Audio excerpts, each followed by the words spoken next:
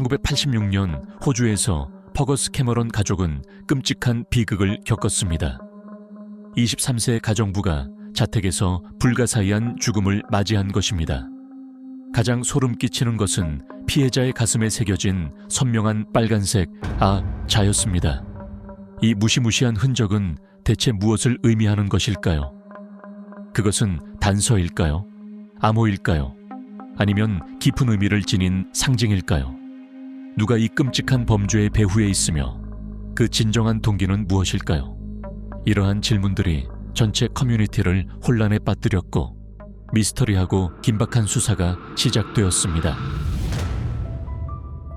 퍼거스 캐머런은 그 가문의 주인으로 1950년 호주의 필립 섬에서 태어났습니다. 그의 가족은 섬의 몇몇 토지를 소유하고 있어 명문 가문으로 여겨집니다. 18세 때 마본에 있는 스코틀랜드 고등학교를 졸업한 후 퍼거스는 노동자로서의 경력을 시작했습니다.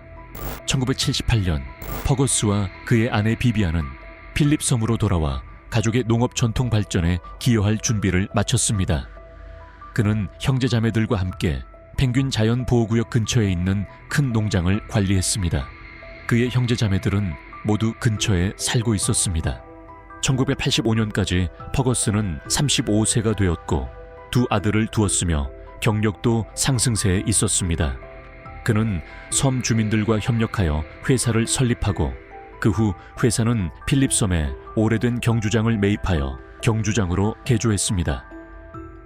퍼거스는 그 이후로 필립 그랑프리 서킷의 창립 주주가 되었고 평일에는 농장에서 일하면서 매년 상당한 수입을 올렸습니다. 여가 시간에는 퍼거스는 자연보호구역에서 자원봉사 활동도 했습니다. 가정생활에 있어 시간이 흐르면서 퍼거스는 아내에게 흥미를 잃기 시작했습니다. 비비안도 남편의 소원함을 느꼈습니다. 사랑을 회복하기 위해 그녀는 체중 감량을 시작하고 외모를 변화시키며 자신을 변화시키는 과정을 통해 두 사람의 사랑을 예전처럼 되돌리려고 노력했습니다. 1986년 9월 23일 아침 약 9시 20분경 두 남자가 급히 필립섬 경찰서로 달려와 베스라는 소녀가 살해되었다고 10분 동안 말을 쏟아냈습니다. 경찰은 즉시 현장으로 출동하여 베스의 집 문이 열려 있고 복도불도 켜져 있는 것을 발견했습니다. 침실에 들어서자 바닥에 등을 대고 누워있는 여성이 보였습니다. 그녀는 이불로 덮여 있었으며 얼굴의 반쪽만이 드러나 있었습니다. 이불을 걷어내자 베스의 몸에는 여러 곳에 치명적인 찔린 상처가 있었고 가슴에는 크게 새겨진 A자가 있었습니다. 이 A자의 한쪽에는 4개의 상처가, 다른 쪽에는 10개의 상처가 있었으며 아래쪽에는 5개의 상처가 더 있었습니다. 총 9개의 상처가 있었고 이는 범인이 매우 잔인하며 이전부터의 원한으로 인해 저지른 범행일 가능성을 시사했습니다. 경찰은 현장에서 피 묻은 칼을 발견하고 그것이 범인이 남긴 흉기라고 추정했습니다. 집 안에는 몇 개의 담배꽁초가 흩어져 있었으며 검사 결과 그것은 피터슨 스튜어트라는 브랜드의 담배로 확인되었습니다. 하지만 베스의 친구들은 그녀가 담배를 피우지 않는다고 말했습니다. 범인은 범행 후 현장을 정리하지 않았을 뿐만 아니라 여유롭게 담배를 피운 것처럼 보였습니다. 시신 주변에는 많은 혈흔이 흩어져 있었고 베스의 침대 위에도 큰 핏자국이 있었습니다. 경찰은 처음에 베스가 침대에 누워있을 때 공격을 받고 그 후 저항하는 과정에서 침대에서 떨어진 것으로 생각했습니다. 따라서 피해자의 팔에는 방어 상처가 많았습니다. 결국 베스는 바닥에서 사망했으며 그녀의 다리에는 범인이 손에 묻은 피를 닦은 것으로 보이는 닦은 자국이 있었습니다. 욕실의 세면대에도 피가 묻어 있었고 그 근처에는 피로 물든 수건이 있었습니다. 경찰은 베스의 사회적 관계를 조사하는 데 집중했습니다. 피해자인 베스는 23세로 이전에 펭귄 네스트 자연보호구역에서 산림보호원으로 일했고 섬의 휴양지 아파트에서 혼자 살고 있었습니다. 그 후 퍼거스 가족의 농장에서 일했습니다. 베스는 농장 동료들과 좋은 관계를 유지했고 퍼거스 형의 아내와도 친밀한 관계에 있는 것으로 알려졌습니다. 형 가족의 아이들도 그녀를 가족처럼 여겼습니다. 특히 주목할 점은 섬의 많은 사람들이 베스와 집주인 퍼거스가 연애 관계에 있다는 소문을 퍼뜨린 것입니다. 퍼거스의 아내 비비안이 남편의 불륜을 알게 된 후 그녀는 매우 화가 나서 퍼거스에게 왜 그런 일을 했는지 물었습니다. 명확한 증거가 없었기 때문에 퍼거스는 불륜을 부인했지만 그와 아내 모두 자신의 말을 증명할 수는 없었습니다. 증인의 진술에 따르면 9월 22일 오후 9시경 비비안과 퍼거스 사이에 큰 말다툼이 있었습니다. 퍼거스는 부상을 입고 많은 피를 흘려 병원에 갔습니다. 형의 가족이 퍼거스의 집에 와서 자고 있던 두 아이를 돌봐주기로 했습니다. 형 부부가 도착했을 때 비비안과 퍼거스는 이미 떠나고 없었고 집에는 두 아이만 있었습니다. 그들은 욕실 세면대에서 피가 묻은 휴지를 발견했고 빨래 바구니에는 피가 묻은 옷과 수건이 있었습니다.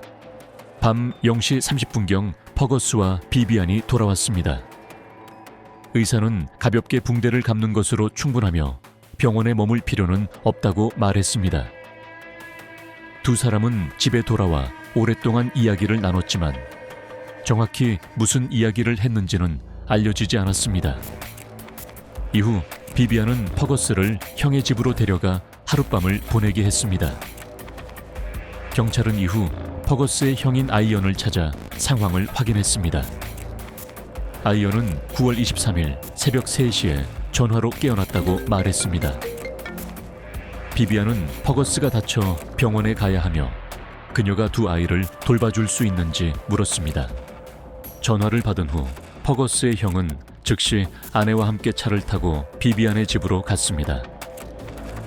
도착했을 때 비비안의 토요타 SUV는 없었고 비비안과 남편도 없었습니다. 아이언은 두 사람이 병원에 간 줄 알았습니다.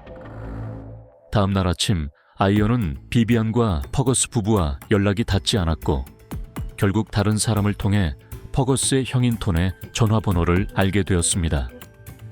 이를 통해 비비안이 거짓말을 했다는 것이 확실해졌습니다. 경찰은 베스와 비비안의 관계를 조사한 후 비비안이 사건 후 오랫동안 실종 상태임을 발견했습니다. 퍼거스는 사건 전 상황을 자세히 설명했습니다. 1986년 9월 22일 오후 그는 일찍 퇴근하여 차를 타고 베스의 집으로 갔지만 아내에게는 야근을 해야 해서 늦게 돌아올 것이라고 거짓말했습니다. 그날 밤 비비안은 농장에 전화를 걸어 남편이 일찍 퇴근하여 이미 집에 돌아갔다는 사실을 알게 되었습니다. 비비안은 퍼거스가 베스의 집에 비밀 데이트를 하러 갔다고 확신했습니다. 더 이상 참을 수 없었던 비비안은 퍼거스가 돌아왔을 때 그와 큰 싸움을 하기로 결심했습니다. 그날 밤 베스도 퍼거스와의 관계에 대해 진지하게 이야기를 나눴습니다. 베스는 이 관계에 미래가 없고 더 이상 지속할 수 없다고 말하며 퍼거스에게 자신의 입장을 명확히 할 것을 요구했습니다. 하지만 몇 시간 동안 대화를 나눈 후에도 문제는 해결되지 않았습니다. 오후 9시 20분경 퍼거스는 집에 돌아와 아내와 마주했고 베스와의 불륜을 솔직히 인정했습니다. 예상치 못하게 비비안은 그 대답을 듣자마자 손에 들고 있던 와인잔을 던져 퍼거스를 다치게 했고 그는 피를 흘렸습니다. 비비안은 남편을 병원에 데려가겠다고 고집했습니다. 9월 23일 오전 0시 30분경 병원에서 붕대를 감고 난 후 부부는 집으로 돌아왔고 비비안의 기분은 한결 차분해 보였습니다. 비비안은 이혼을 원하며 자녀 양육권을 남편에게 넘길 생각이라고 말했습니다. 이혼 후에는 멜버른으로 돌아가겠다고도 말했습니다. 그녀는 퍼거스가 좋은 아버지이며 베스와의 사랑을 받아들인다고 말했습니다.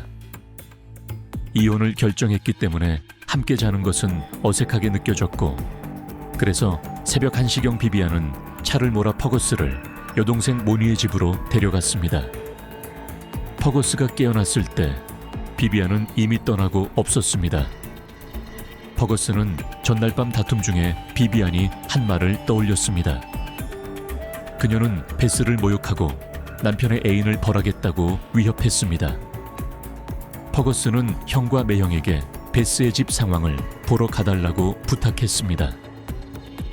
베스의 이웃은 오전 3시 20분경 차가 지나가는 소리를 들었으며 그 소리는 육상 순찰차 소리와 비슷했다고 경찰에 말했습니다. 경찰은 베스의 집 앞에서 순찰차와 일치하는 타이어 자국을 발견했습니다. 비비안에게는 범죄 동기가 분명히 있었습니다. 9월 23일 오후 비비안이 운전하던 SUV가 필립 다리 근처에서 발견되었습니다. 경찰은 차 안에서 검은 장갑, 라이터, 2갑의 담배, 열쇠 묶음, 조각칼, 피 묻은 세안제병, 그리고 피로 얼룩진 수건을 발견했습니다. 조사 결과 비비안은 중증 흡연자였으며 차 안에서 발견된 담배는 그녀가 자주 피우던 브랜드였습니다. 뉴헤이븐의 한 빵집 주인은 9월 23일 오전 5시경 배달 중에 차가 주차된 것을 보았다고 증언했습니다. 보통 그런 이른 아침에 차가 주차되어 있는 경우는 드물지만 주인은 운전자가 화장실에 가기 위해 주차했다고 생각하여 별로 신경 쓰지 않았습니다. 그러나 SUV가 발견된 후 경찰은 비비안이 자신이 저지른 죄에 대한 두려움으로 다리에서 뛰어내려 자살했을 가능성을 우려했습니다. 경찰은 주변과 다리의 난간을 조사하여 혈흔이나 등반 흔적이 있는지 확인했습니다. 퍼거스와 의료진의 설명에 따르면 비비안이 마지막으로 목격된 때에는 연한 분홍색 스웨터를 입고 꽃무늬 스카프를 두르고 파란색 청바지를 입고 있었습니다. 그러나 SUV가 발견되었을 때 차 안에는 검은색 코트와 분홍색 스카프가 있었습니다. 경찰은 비비안에 대한 지명 수배를 발령했습니다. 비비안의 실종은 커뮤니티 내에서 많은 추측을 불러일으켰지만 현재까지 아무도 그녀를 찾지 못했습니다. 경찰은 진실이 곧 밝혀지기를 바라고 있습니다. 흥미롭게도 비비안은 학생 시절 주홍글씨라는 책을 읽었으며 실종되기 전에 동료에게 그 이야기를 했습니다. 그녀는 남편이 불륜을 저지르고 있다고 고백하며 아이들을 데리고 이 섬을 떠나고 싶다고 말했습니다. 그녀의 아버지도 그녀가 어렸을 때 가족을 버리고 다른 여자와 함께 떠났으며 비비안은 자신의 아이들이 그런 슬픈 경험을 하지 않기를 바랐습니다. 그래서 비비안은 사건의 주요 용의자가 되었습니다. 그녀가 어디로 갔는지에 대해 경찰은 베스를 살해한 후 비비안이 자살했다고 주장했습니다. 그녀가 뛰어내린 다리의 위치는 복잡한 물살이 있어서 시신이 발견되지 않는 것도 드문 일이 아닙니다. 1년 후 이 사건은 해결된 것으로 간주되었고 퍼거스의 가족은 정상적인 생활로 돌아갔습니다. 불륜과 눈에 띄는 빨간색은 주목을 끌고 그녀를 항상 부끄럽게 만들기 위한 것이었습니다. 용의자는 이 소설의 상황을 모방하고 있을 가능성이 높으며 베스가 유부남과 불륜을 저지르는 여성이라는 것을 전 세계에 알리고 싶어 했던 것입니다. 정말 그렇다면 베스와 퍼거스의 관계를 받아들일 수 없었던 사람은 바로 퍼거스의 아내 비비안님이 분명합니다. 수년 후 과학기술, 특히 DNA 기술의 비약적인 발전으로 경찰은 사건 현장의 증거에 대해 DNA 검사를 실시했습니다. 그들은 베스의 집에서 발견된 담배꽁초와 흉기로 의심되는 칼의 손잡이에서 비비안의 DNA를 발견했고 그곳에 그녀의 혈흔도 남아있다는 것을 알아냈습니다. 이러한 발견은 비비안이 사건 현장에 있었다는 것을 보여줍니다. 현재 대부분의 사람들은 비비안이 범인이라고 생각하지만 경찰의 수사가 너무 좁고 충분히 철저하지 않았다고 생각하는 사람들도 있습니다. 이 사건에는 불합리한 측면이 있습니다. 비비안의 혈흔이 현장 칼 손잡이에서 발견되었지만 베스의 침실이나 베스의 몸에서는 비비안의 DNA가 발견되지 않았습니다. 범인은 잔인하게 행동했지만 베스의 침실 세면대와 수건에서만 비비안의 혈흔이 발견되었습니다. 범행에 사용된 것으로 추정되는 차 안에서도 비비안의 혈흔만 발견되었습니다. 일부 사람들은 진짜 범인은 퍼거스이며 베스와 비비안을 살해하고 현장을 조작했다고 생각합니다. 게다가 비비안이 범인이라면 격렬한 싸움 중에 베스의 몸에서 비비안의 옷 섬유가 발견되지 않는 이유는 무엇일까요? 그러나 퍼거스가 범인이라는 가설을 증명할 수 있는 증거는 없었기 때문에 경찰은 더 이상의 수사를 진행할 수 없었습니다. 베스의 방에 있는 대부분의 물건은 원래 위치에 그대로 있었습니다. 23세의 베스는 거의 저항하지 않은 채 살해되었습니다. 비비안과 베스의 관계는 원래 매우 긴장된 상태였다고 여겨집니다. 만약 두 여성 사이에 갈등이 발생했다면 격렬한 싸움이 일어났어야 하며 베스가 순순히 따르지 않았을 것입니다. 그러나 베스는 치아 하나를 잃었으며 이는 범인의 힘을 보여줍니다. 하지만 35세 여성인 비비안이 그런 힘을 가질 수 있었을까요?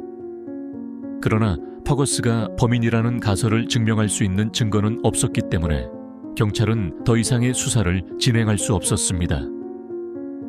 베스의 방에 있는 대부분의 물건은 원래 위치에 그대로 있었습니다. 23세의 베스는 거의 저항하지 않은 채 살해되었습니다. 비비안과 베스의 관계는 원래 매우 긴장된 상태였다고 여겨집니다. 만약 두 여성 사이에 갈등이 발생했다면 격렬한 싸움이 일어났어야 하며 베스가 순순히 따르지 않았을 것입니다. 그러나 베스는 치아 하나를 잃었으며 이는 범인의 힘을 보여줍니다. 하지만 35세 여성인 비비안이 그런 힘을 가질 수 있었을까요? 사건이 발생한 지 7년 후 호주 작가 비키 피디스가 필립 섬 사건이라는 제목의 책을 출판했습니다. 이 책은 꽤 잘 팔렸습니다. 시간이 되시면 꼭 읽어보세요. 이 이야기는 범인이 누구인지 그리고 그가 우리 사이에 어디에 있는지에 대한 큰 의문을 남긴 채 끝이 납니다.